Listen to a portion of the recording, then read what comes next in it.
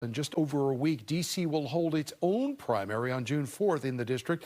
Those primaries often determine the winners in these elections. D.C. Council wards 2, 4, 7, and 8, and one at-large seat will be on the ballot along with the delegate to the House of Representatives. Delegate Eleanor Holmes Norton is seeking her 18th term. She is up against Kelly McHale Williams. Holmes Norton has been a delegate since 1991. She's turning 87 in June and is tied for being the oldest member of the House of Representatives. We want to welcome in our political panel this morning. Susan Johnson Cook is a longtime D.C. Democrat and former advisor to Presidents Clinton and Obama. And Patrick Mara is the D.C. Republican Party chair and will also be voting at the Republican National Committee. Welcome in you both. Patrick, I want to start with you. You know, the reason we say that the winner of these primaries usually goes on to an election is because in a Democratic primary, there aren't a lot of Republicans who are competitive in D.C. Why is that, Patrick? Sure. Well, look, I mean, we are one of America's oldest state parties. We have been at it for a long time. I myself was elected to the Board of Education back in 2010. And so we will have an active group of candidates this cycle. We'll have a number of candidates on the ballot. But typically in the primaries, with a couple exceptions, we don't have opposition among our own ranks in the primary. Most of the action in this primary, frankly, is over in Ward 7 in the Democratic primary, where there's a fairly long list of candidates to replace Vince Gray. I will say, interestingly enough, as of Friday, 25,000 people had voted in the primary. There is no benchmark to compare this to, as this is the first non-mayoral primary that we have data on where ballots were mailed to all the residents, which we do not support based on the voter rolls. Susan, let me ask you about that, because there has been some question over the years about, you know, the partisanship in local elections like this. If Democrats win all the elections on the local D.C. level, does it even make sense to have a partisan form of government? Not necessarily. I mean, you have to have it just because we have we have both sides of the aisle. But I think that, you know, Democrats have proven and demonstrated that we meet regularly, that there is a consensus among the people that they want leadership from our party. So it really is up to the other side whether they want to continue having a race, but it is pretty much sewn up because Democrats have been meeting throughout the year and throughout the decade, and they know that this is a place that we're going to win.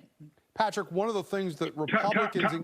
Tom, if I may, you know, we have, this is an important point to make, you know, 75% of cities in America have nonpartisan elections. And so we actually, this cycle in our platform, we put that D.C. should have nonpartisan elections and have a jungle primary with no labels. And then when you get to the general election, the top two, this would drastically change the form of governance in the District of Columbia, and this would drastically change the quality of the individual who rises up, because as of this point, in most races, a very small sliver is deciding who the final candidate is and who the final elected official is. And you see that here in all of the Democratic primaries except for Ward 7. Patrick, let me ask you about some of the activity. Hang on, Susan, we'll get you in a second.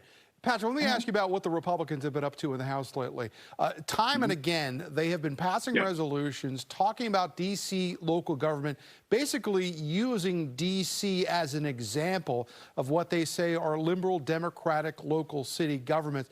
You're a D.C. person. How do you feel about the Congress of the United States, which does not allow D.C. to be a state, have a full congressional vote, to be passing all of these resolutions and getting in the middle of D.C. local affairs? Yeah, absolutely. So, look, for years, I have been an advocate, whether I was elected to the Board of Ed, whether I was a party official, I've been an advocate for non-intervention in the District of Columbia. I have spoken to Republican members of Congress about a lot of different things.